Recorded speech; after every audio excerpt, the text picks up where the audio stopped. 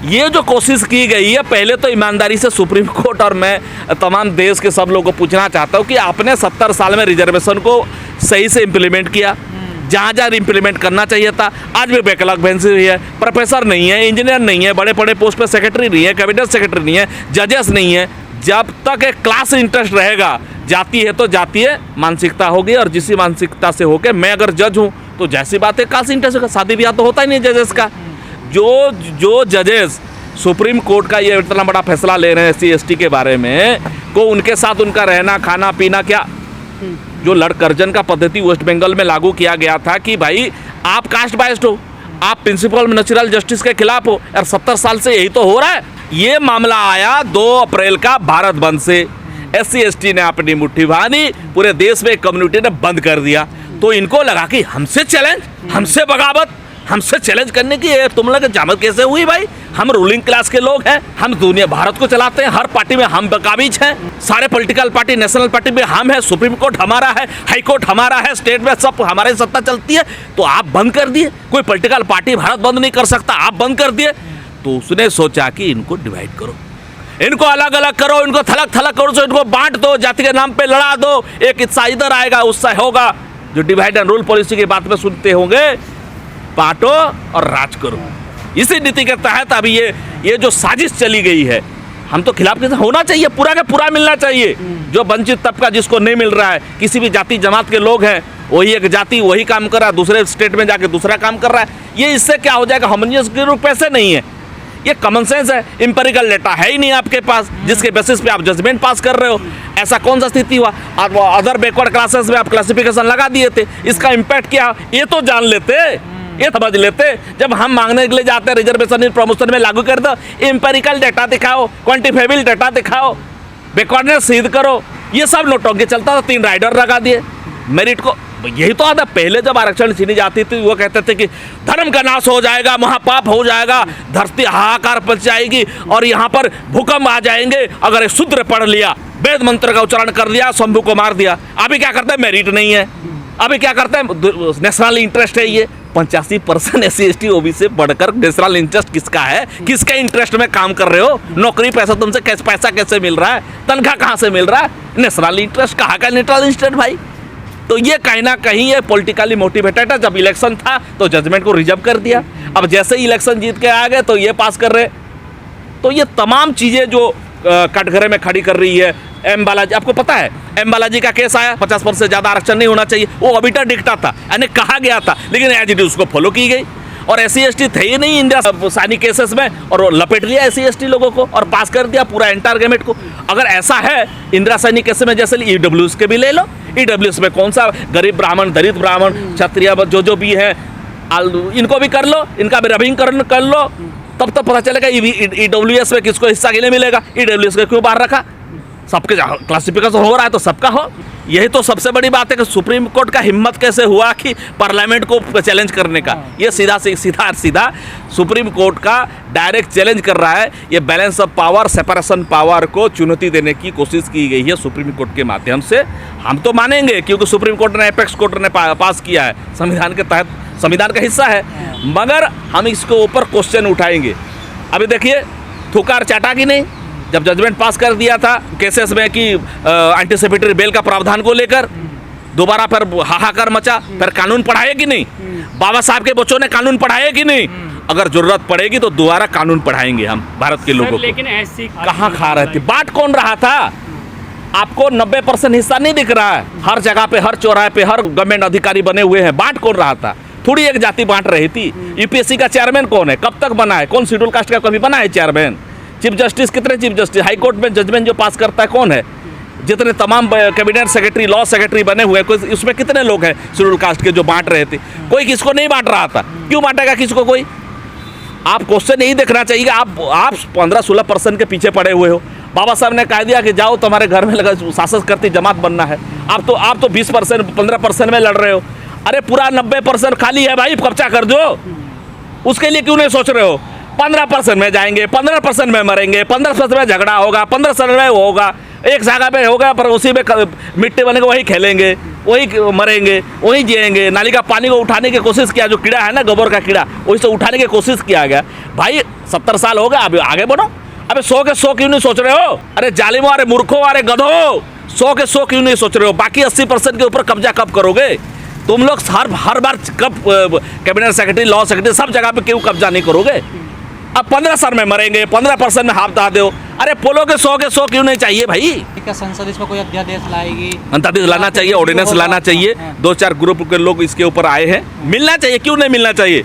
हर हिस्से को, schedule caste के हर बच्चे को पढ़ने लिखने से अधिकार लेकर होना चाहिए। लेकिन उसका क्या, जो इतने साल से आपने इनका हकमारी की है, पार्लियामेंट भी मारी है, हर इंस्टीट्यूशन में सबसे ज़्यादा अधिकार अगर किसी के छीने जाते हैं तो इसी वर्ग का, जमात वर्ग का। तो इसीलिए अभी सोचना चाहिए कि बाकी जो 80% है, 50% का राइडर, इसके बारे में कुछ नहीं कहा आपने। मौका देने के लिए थोड़ी मना किया गया है। वो है क्या? वो तो कोई गरीबी उन्मूलन का कोई साधन है नहीं ना, कि वो कोई क्या कहते हैं कि ये पटरी पे बेच के कोई गोलगप्पे तो नहीं वो बांट रहा है ना। बात ये है कि जो सोशल एंड एजुकेशनली ग्रुप जो बनाया गया था, जो schedule caste, schedule tribe, OBC बने गए थे, क्या 70 साल में उनको अपना अधिकार मिला? अपने परसेंटेज के हिसाब से उनको रिजर्वेशन मिला? नहीं मिला। बात उस चीज़ की है। अभी जो क्लासिफिकेशन की जो कोशिश की जा रही है कि उनको मिलना चाहिए, उसको नहीं मिलना चाहिए, उसका तय करने का फैसला सुप्रीम कोर्ट नहीं करेगा ना। क्यों? किसने कहा नहीं किया गया? ये लोग होमोजेनियस ग्रुप थे, उनका रहन सहन, खान पीन सब कुछ एक था, तब तो एक कैटेगरी में डाली गई। कैटेगरी ना किसी पर्टिकुलर किसी जाटव ने तो नहीं डाली गई, कि किसी वाल्मीकि ने तो नहीं डाली कैटेगरी में। कैटेगरी में डालने वाले उस टाइम पे जो संविधान निर्माता बाबा साहब आम्बेडकर ने इनको एक कैटेगरी में डाला, तब डाला जब इनका रहन सहन, खान पीन, संस्कृति सब एक था, और उससे बढ़ के गए। आज भी बड़े बड़े अफसर हैं, हर जाति जमात के लोग बन रहे हैं, प्रोफेसर रहे हैं। मैं प्रोफेसर माता दीन वाल्मीकि समाज के थे, बहुत बड़े विद्वान थे, दिल्ली यूनिवर्सिटी में पढ़ाते थे।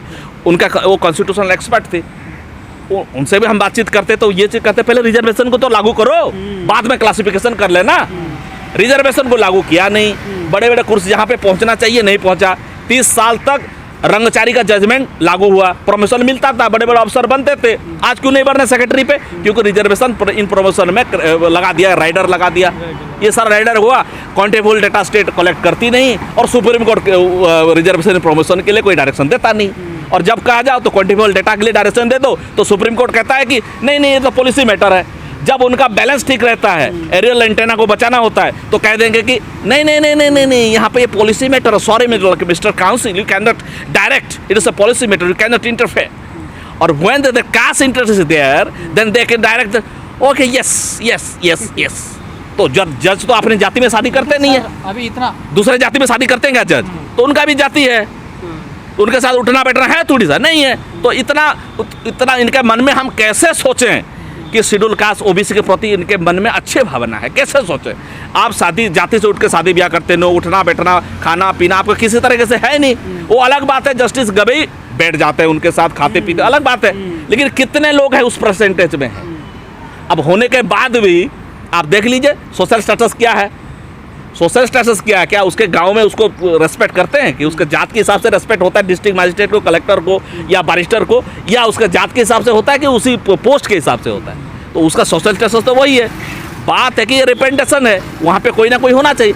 पहले तो मैं कहता हूँ कि रिजर्वेशन को पहले पूरा करो, और उसके बाद ये सोचो कि भाई क्लासिफिकेशन लाए कि क्रिमिनल लाए।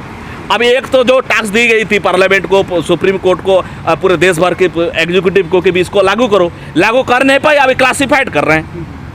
तो एक को मारेंगे, एक को साइड कर दिए। देखो दोनों लड़ रहे हो, आप दोनों अब मेरे साथ लड़ रहे हो, तो मैं करूँगा कि तेरे को पहले साइड कर दूंगा, अरे तुम अलग अलग हो।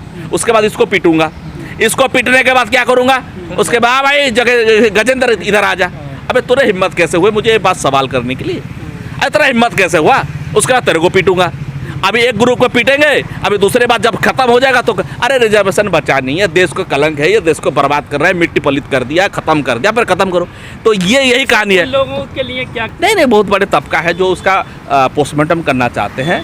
ये पॉलिटिकली, राजनीतिक रूप से थोड़ा सा कहीं ना कहीं, देखो बेनिफिट तो पहले भी मिलता था, कैसे कहते हैं कि सबको मिला है, बेनिफिट सबको मिलता था। ये आपको कहा जाता कि अरे तुम्हारा हो गया, तुम हंसो, जबरदस्ती गुदगुदी कराया जा रहा है, तो बेचारे हंस रहे हैं। लेकिन जब उनको समझेंगे, जब ये हुआ कि बिल्ली, जब कहा गया कि तुम्हारा सब समझा के बंदर बांट के सबको खा गया, अल्टीमेटली क्या कहता केक ही नहीं बचा, तो ऐसा ही हाल होगा और सर पहली बार ये देखा जा रहा है कि SC/ST के आरक्षण के मामले में हाँ। सवर्ण तबकी सवर्ण लॉबी जो है वो बड़ी खुश नजर आ रही है। तो वो तो चाहते हैं, तुम्हारे भाई भाइयों में अगर टकराव होगा, बिखराव होगा, तुम्हारे में युद्ध होगा, तुम्हारे अगर टसल होगा, कन्फ्लिक्ट होगा, तो कौन खुश? तुम्हारा दुश्मन होगा जो सैकड़ों साल से तुम्हारे। अरे भाई सोच तो लो, हरियाणा में चले जाओ, तुम्हें पिटाई भी एक नाम से होता है। तुम्हारा पिटाई, तुम्हारा अन्याय अत्याचार सब करी, ये दिल्ली यूनिवर्सिटी में हो या कहीं पर, अरे इससे तो चूड़े चमार भी ना पट रही है, ये कहते डायरेक्ट कह देते हैं। तो इसका मतलब तुम्हें एक हो, तुम्हें ढेर कहा जाता है, तुम्हें दलित कहा जाता है। अभी उसको होगा तो दोबारा भारत बंद करके दिखाओ। इसको इम्प्लीमेंट करने के लिए आसान नहीं होगा, बहुत सारे रिपरकशन है, बहुत सारे राइडर है, बहुत सारे इसका इम्प्लीमेंट करने के लिए। ये तो एक एक्सपेरिमेंट की गई है, एक तो एक कहीं ना कहीं देखा गया है कि कितना पानी है, ये लोग कितने लोग मिले हुए हैं। अभी तो जो लोग संविधान बदलने की बात कर रहे हैं उसको, उससे उम्मीद कर रहे हो तुम्हें आरक्षण दे रहे हैं। ये तो लिख दिया उस टाइम पे, थोड़ा बहुत बुद्धिजीवी लोग थे तब लागू हो गया। अभी आप बताओ कौन सा कॉमा फुल स्टॉप लगाए हो, कौन सा बड़ा तीर मार दिए, बता दीजिए कौन सा काम कर दियो भाई, हमें भी तो पता चलो भाई कि काम क्या कर रखे हो आप लोग। जितने भी बैकलॉग पड़ी हुई है उसको वैकेंसी को पूरा किया जा रहा है। क्या ईमानदारी से बड़े बड़े जो प्राइवेट सेक्टर हुई है वहाँ पर प्राइवेटाइजेशन में रिजर्वेशन को लागू करने की कोशिश की जा रही है। जब सुप्रीम कोर्ट के पास कोई मैटर जाता है कि माननीय सुप्रीम कोर्ट आप ये आदेश पारित कर दो, क्वान्टिफाइबल डेटा की बात जो चलती थी, M नागराज हो या जो जनरल सिंह केस हो या यूपी कॉरपोरेशन का केस हो, तमाम ऐसे केसेस हैं जहाँ पर माननीय उच्च न्यायालय ने, सर्वोच्च न्यायालय ने ये कहा कि इज ए पॉलिसी मैटर। तो आर्टिकल 341 क्या था? शेड्यूल कास्ट के अंदर क्लासिफिकेशन करना ये पॉलिसी मैटर नहीं है क्या? आर्टिकल 341 के तहत प्रेसिडेंशियल लिस्ट के ऊपर छेड़खानी करना ये क्या पॉलिसी मैटर नहीं है? जब बैलेंस ऑफ कन्वीनियंस ये हो जाता है, जब आपके इंटरेस्ट के सवाल होते हैं तो आप कहते हो कि पॉलिसी मैटर है। जब रिजर्वेशन को लागू ना कराना हो, बहानेबाजी करना हो, प्रमोशन ना देना हो, कैबिनेट सेक्रेटरी लेवल पे ग्रुप ए पे प्रमोशन ना होना हो, तो सुप्रीम कोर्ट कहता है कि ये तो पॉलिसी मैटर है, we can not direct the state to implement it या कलेक्ट क्वांटिफाइबल डेटा। और अभी कह रहे हो कि फिर उसके ऊपर जजमेंट पास कर दिए, क्लासिफिकेशन होना चाहिए, ये होना चाहिए। हम किसी के खिलाफ नहीं है, खिलाफ ये है कि वो उचित तरीके से तो हो। 70 साल से ईमानदारी से पहले 70 साल का मुआवजा तो दो शेड्यूल कास्ट के लोगों को। भाई होमोजेनियस ग्रुप कैसे नहीं है? आप अगर एक किताब पढ़ेंगे, झूठन किताब में जो लिखा हुआ है कि उस टाइम पे वो भी चमड़ा छीलते थे, वो भी वही काम करते थे। अबे लेटरिन तो था ही नहीं, तो किसका साफ कर रहे थे तब एक ही ग्रुप नहीं था। एक माँ के 3 बच्चे, एक के नाम चूड़ा, दूसरे के नाम चमार, तीसरे के नाम चंडाल, हर जगह पे वही काम करते थे बाबा साहब के टाइम। उससे पहले भी ऐसा कौन सा ग्रुप है? यहीं पे चूड़ा दोनों ही यही काम करते थे।